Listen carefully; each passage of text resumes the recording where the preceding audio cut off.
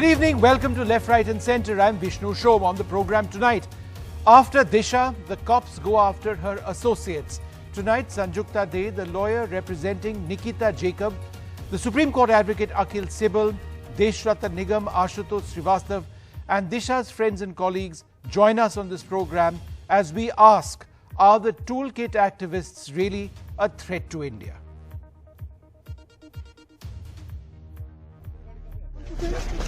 After young climate activists, the Delhi police is now probing the role of farmers in the toolkit case. Specifically, they are investigating who all edited or shared the open document that climate activist and icon Greta Thunberg tweeted, over which 22-year-old Disha Ravi was arrested. किसान नेताओं का भी उस पर ये inquiry करेगी Delhi police. हम इसकी सिर्फ कंडेम भी नहीं करते, उसको चैलेंज भी करते हैं कि टूलकिट के साथ तो हमारा ये राइट है. The police is focusing on a Zoom call. According to the police, 70 people were part of this a month ago. That was allegedly organized by the Canada-based Poetic Justice on the 11th of January. Police say this group is pro-Khalistan. They claim most people who took part in the Zoom meeting kept their identities hidden. Police has written to Zoom for more information of the call. A WhatsApp group was formed on 6th December by the name of International Farmers Strike. Disha has revealed many names during the interrogation, the police claim. After the controversial arrest of the young woman in Bengaluru and no lawyer of hers present at her remand hearing, a Delhi court has directed the police to provide a copy of the FIR and other documents to Disha's lawyer. Her lawyers and family can also meet her daily. कानून ये उसमें 22 साल की उम्र का और 50 साल की उम्र में कोई उसमें डिफरेंस नहीं करती है और हमने सारी चीज को देख लिया. उसको अंततः कोर्ट में पेश किया गया. Meanwhile, Nikita Jacob, a lawyer herself, had approached the Bombay High Court seeking transit anticipatory bail, and the High Court reserved the order for tomorrow. Well, the Aurangabad bench of Bombay High Court has provided a 10-day transit anticipatory bail to Shantanu Maluk. The Delhi police has also assured that Nikita Jacob will not be arrested till the time the court orders come out. With Purva Chitnis in Mumbai and camera person Ashwini Mehra, I'm Akshay Dongre for NDTV. Well, joining us now, Sanjukta De, she's the advocate in the Bombay High Court who's representing Nikita Jacob in this case.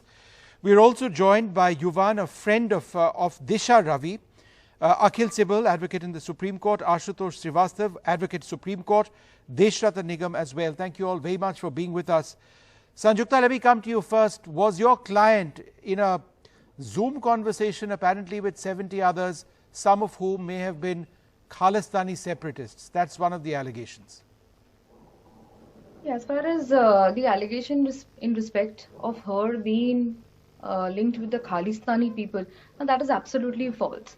Nikita does not have any connection with the Khalistani activists or protesters or any kind of people who are supporting them. Did she not know that who the other people on the group were in this Zoom call?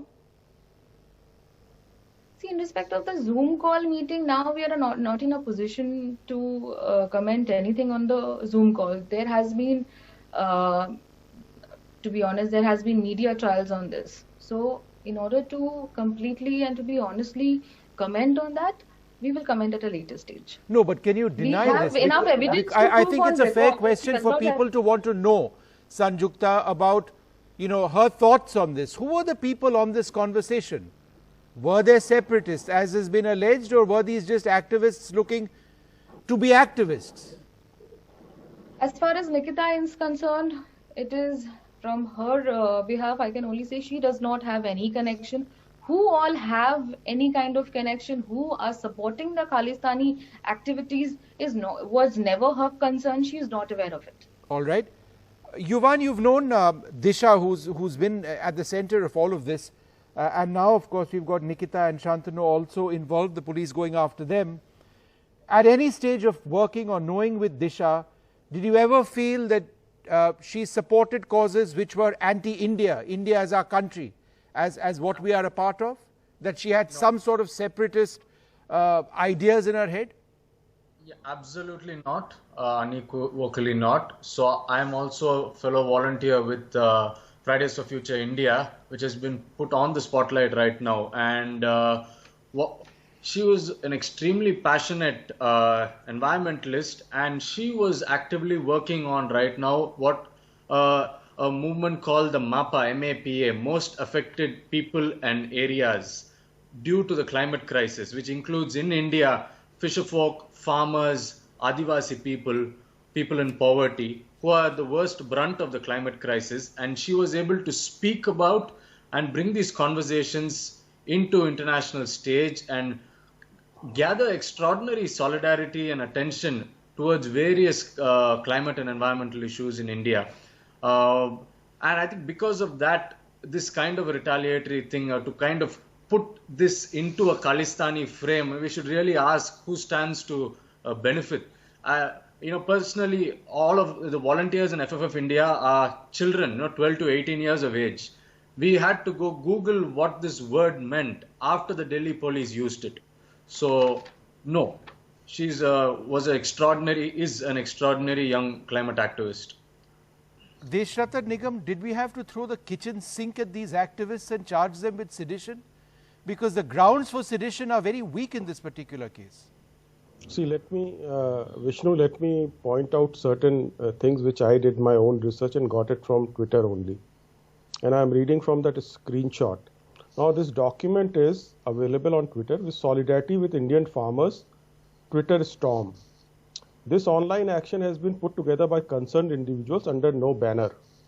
Now, this is an editing by one of the persons, which is Marina Peterson, which was also a part of this. Probably police knows or does not know, but she was editing it. Now, which says, police are attacking the farm protesters using tear gas, batons and water cannons, hundreds injured, many disappeared, and many individuals are already reported dead.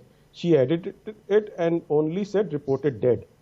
Now, Government of India has shown the world that to protect the business interest of billionaires Ambani and Adani, they will brutalize, arrest and kill their own citizens.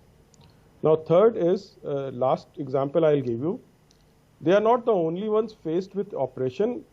Authoritative capitalism is destroying everything, everywhere. This is an opinion. You can disagree vehemently with it, but what is seditious in this? This is spreading rumors, trying to create disaffection WhatsApp in India. spreads rumors every 30 seconds in our country. So one wrong should all of those people be locked up in police custody? Let me tell you, one wrong cannot justify another wrong. I will concentrate on this case and I will not do whataboutery. Okay. So if others are doing wrong, the law should take its own course, but I will concentrate on the topic that we are discussing. All right.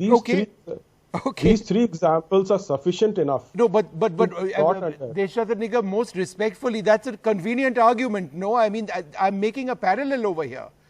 No, you can't draw a parallel. Why can one not draw a parallel? You've got a case in this country where you've got News Laundry, which has done a sting operation on a certain set of individuals who have made allegedly very harsh, defamatory and dangerous messages they are sending also as part of toolkit. You can say they are not dangerous. That's somebody's opinion. But the fact is that toolkit is okay, no action is taken, but this toolkit is wrong. See, does that also break the nation? No, let me tell you. If action has not been taken, an individual can go and file a private police complaint as well. So let us not draw parallels out here. Let us say if that is also wrong and this is also wrong. Okay. If it is not, action has not been taken there, it should be taken there. So let me concentrate. Just because somebody else has committed a crime, has not been arrested. Okay, all right, I take that point. I want to go across to Akhil Sibal. You know, Akhil, there was an interesting case today in connection with two individuals who were also charged with sedition with regard to the Delhi protests. And a Delhi court today said, and I quote, "In the absence of any exhortation, call, incitement or instigation to create disorder or disturbance of public peace by resort to violence or any allusion or oblique remark or even any hint towards this objective attributable to the accused, I suspect that section 124A, in other words sedition, can be validly invoked against the applicant." In the absence of this, you cannot invoke this. Is section 124A not clear on what grounds it can be applied? Unfortunately, if you look at the plain text of the provision, the offense, it won't be that clear. But the Supreme Court has decades ago clarified that, as you just read out, that unless there is incitement to violence, some exhortation, then sedition is not made out. Unfortunately, those judgments don't travel to the policeman, who often acts in brazen disregard, and therefore we have to have magistrates at the first, the first point of contact with the judiciary, ensuring that it's not misapplied. Having said that, to my mind, these instances, this excessive application these are not isolated. I see it as a larger narrative, as part of a politically orchestrated effort to really attack freedom of speech, not as a right, but as a value, to undermine it as a value. And if we look at other pieces in this narrative, you find the use of anti-terror laws like the National Security Act, the UAPA, sedition offenses under the IPC. These are all being, in fact, used as instruments of terror. That's the irony, because everybody knows that the process is the punishment. Being denied bail, okay. Being arrested. All right. That is the punishment. And ultimately, the point is that we need to rally forth if we want to preserve freedom of speech as a value, as a constitutional value, not just as a legal right. Because otherwise, if we fall into this narrative that anybody who dissents is anti-national, this terminology of urban Naxals, this is all part of the narrative to say that, look, if you disagree with the government, you are not patriotic. Yep. And all these laws will be brought, the force of this law will be brought against you. So you better shut up and keep quiet. Ashutosh, can I answer? Just 1 second, sir. I wanted to go across to Ashutosh Srivastava. In fact, when I was speaking about the allegations of sedition in this other case, I forgot one line that the judge said. I need to read that out. He said, in my considered opinion, on a plain reading of the tagline attributed to the accused, invocation of section 124A is a seriously debatable issue. And yet I think, to the point that Akhil is making, what is this all a part of? Is this all a part of shutting down people who have a view which is contrarian to the establishment? See, I completely agree that it is a debatable issue. However, according to me, I feel the citizens of this country have the fundamental rights given to them as per Article 19, and they have the freedom of speech and expression. But obviously, there are certain restrictions also.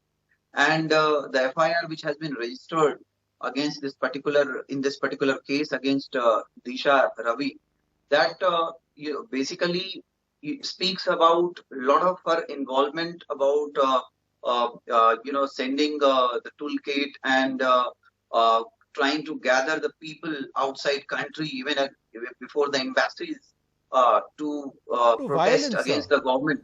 So in a way, the government felt that it was something to destabilize the government and its reputation across the globe. And that is why this FIR was registered. If a citizen maligns the reputation of the government or the country, is that enough for them to be put behind bars? Ashutosh, is that what you're suggesting? Maligning the reputation is good enough? No, I am not saying that she has been convicted. She is behind the bar only for the purpose of investigation. Right. In any FIR, previously, even in the small cases like 498A, people used to be arrested for investigation.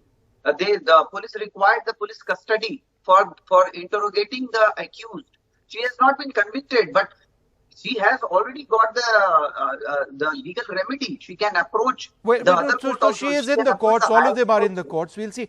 Deshrattan Nigam, I think the larger issue over here is that, do we want to shut down dissent in this country?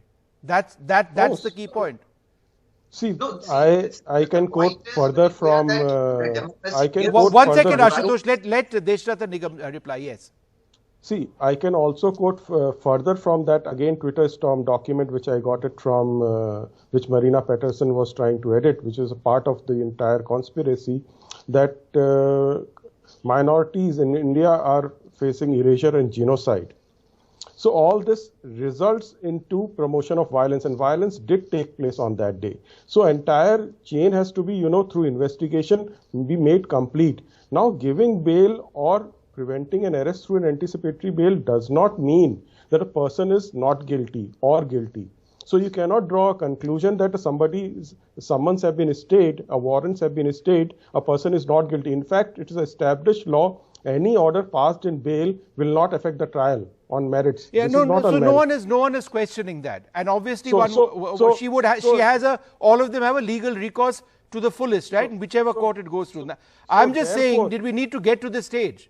Sanjukta, Yes, did your yes, client ever believe that she would be in a situation where she's been charged for sedition on the basis of her beliefs, right?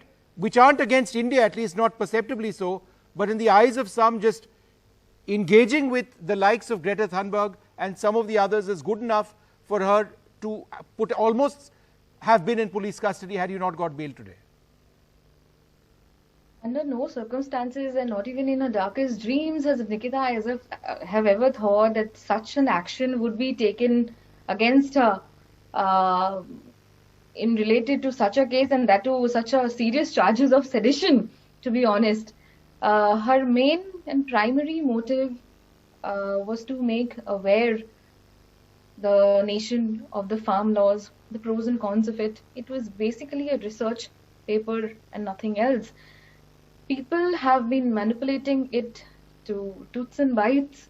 They haven't turned any stone unturned to give it a black patch in such a manner that it has basically tarnished her reputation to such an extent that overcoming this will be another thing. Another thing that she has to come up with. That's true. And Akhil, would you like to reply to this point, which we'll forget, because the reputations of these three individuals has been tarnished.